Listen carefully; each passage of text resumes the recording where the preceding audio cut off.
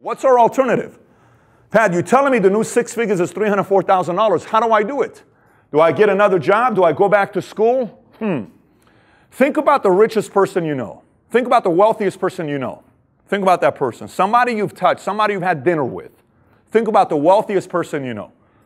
Everybody thought about that person? I'm not talking Buffett, somebody you know. It's normally the person everybody talks behind that person's back. That's the person, okay? You know it, okay? Are you ready? Ask this question. Does that person have a job or are they an entrepreneur? What makes you think you're going to become wealthy having a job? You just answered it. So have you really positioned yourself to become wealthy? I don't know. But you just answered it yourself. I did not. Entrepreneur. Look at the reality of it. They tell us go to high school, have a 4.0 GPA, and go to college to get a degree because everything's going to be fine. 83% of college seniors today, according to LA Times, do not have a job lined up. 83% of college seniors today. Why do you want me to go to school and spend mommy and daddy's $200,000? Has it become a business, this college thing? Why even 4 years? Why can't I do college in a year and a half? I'm never going to use physics. My business has nothing to do with physics. Why are you wasting 3 months of my time and $700 for that class? But we're not questioning any of this stuff. We're just paying the money. Then that father, mother that spent $200,000 on the school and now is working until 73 years old. Because you think Social Security is going to be around. You think it's going to be around. Nope. I tell you it is going to be around, but let me tell you how they're going to have it be around. Here's how they're going to do it. Do you know originally when they chose the age for Social Security, do you know why they chose 65? Does anybody know this? Because no one lived to 65. Do you know this? When first Social Security was invented, it was because 65, because no one lives to that age. Do you know what they're going to do? You're going to see Social Security will be around, but benefits will start at 80 years old. You'll see it. But and their government's going to say, we told you we're never going to go away with it, but it starts at 80. How smart is that, right? 66% of Americans make less than $41,000 per year. 65% of all new net jobs are not created by the government or these big Wall Street corporations. They're created by small businesses since 1995. Who's talking about that? Who's getting up on TV saying, I'm running for presidency, we need more entrepreneurs? We need more. When's the last time you saw a governor, senator, president get up on TV and say, American people, please start reading these 5 books on how to start a business and how to manage your own finances? When's the last time we had that? Why isn't any politician recommending books for us to read on getting our finances in order? Why don't they tell us that? I don't understand that concept. Educate us and we'll be free. So what is an entrepreneur? In simple words, it's a risk taker. But let me skip this here. Where did it all begin? Columbus comes to America. He was the first entrepreneur to make it here to the New World, according to what history tells us. His mission was to find a way to trade for spices. George Washington was an entrepreneur, manufactured 2 products in his crop, flour and distilled whiskey. Michigan was the first university to offer a course in entrepreneurism. Do you know how many universities are teaching classes to become an entrepreneur today? Hundreds. Do you know why? People are starting to figure it out. They're starting to figure it out. You know what generation is really figuring it out? It's so interesting to me. It's boomers. Do you know why boomers are figuring it out? Because they have the most experience in the workforce and they know it doesn't work anymore.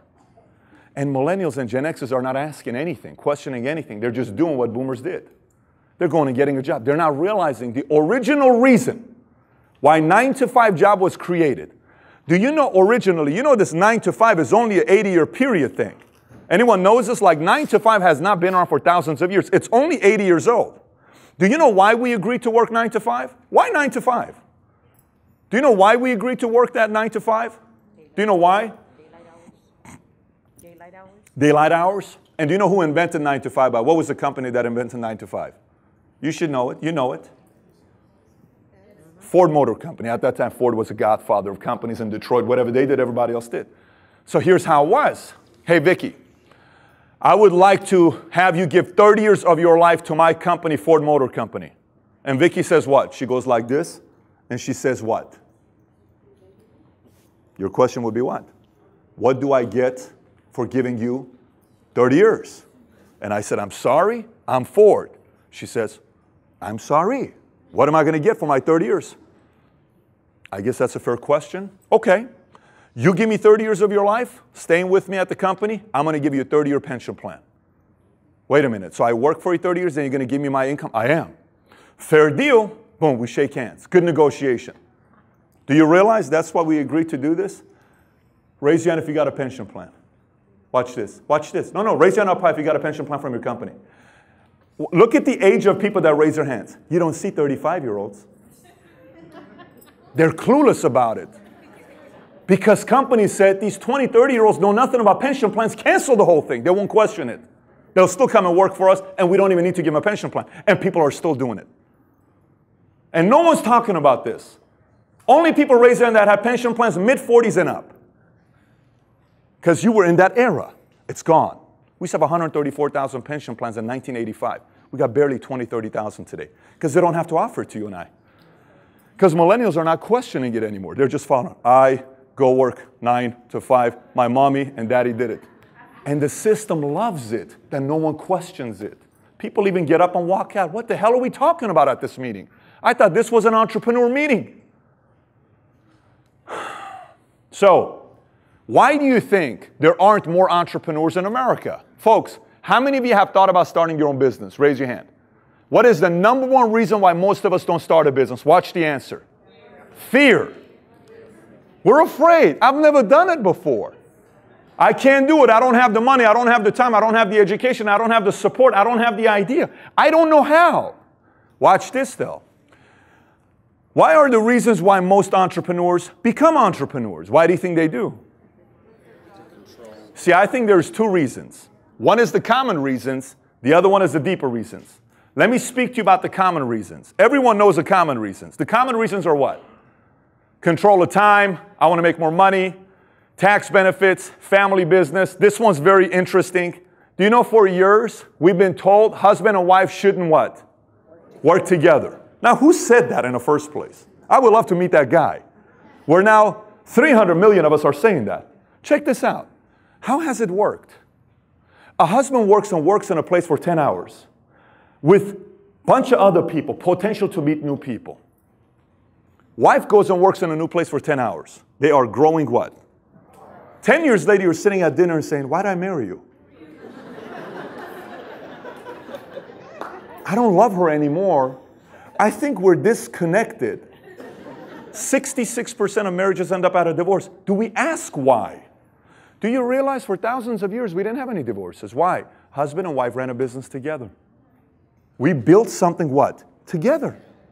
So I'm seeing you every day. I'm with you every day. Baby, we're building something together. So at night, hey, remember that one thing that we need to work on, baby? You need to call Joey in the morning.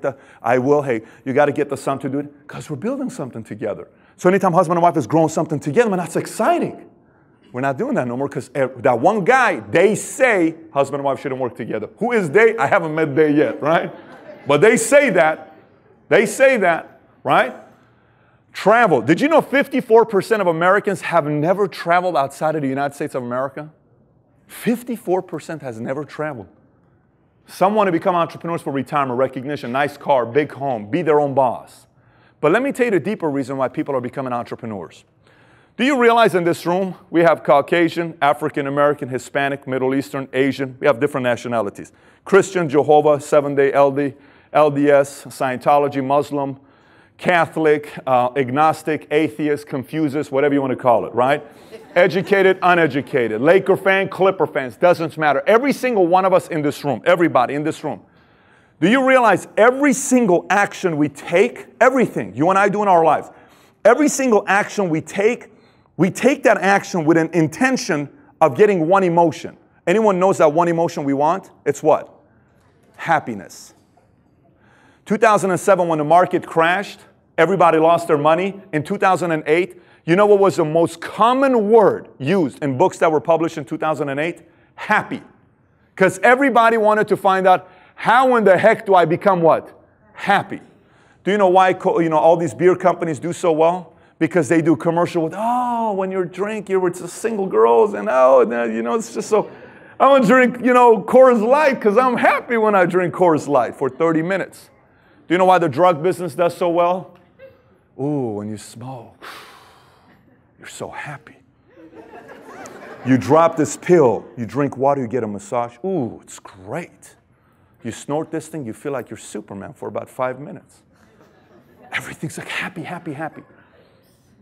You're laughing about it. I'm sorry, we're all adults here. It's not like none of you guys haven't seen pot ecstasy or cocaine. I mean, it's not like at the time we hit 18 nowadays in America, I'm sorry, we see a lot of weird things today. Your kids see things at 10 years old we used to see at 18 years old. So, how do you judge happiness? It took me a long time to question this. I decided judging happiness on the lifespan of that feeling of happiness. This is 30 minutes. This is very short.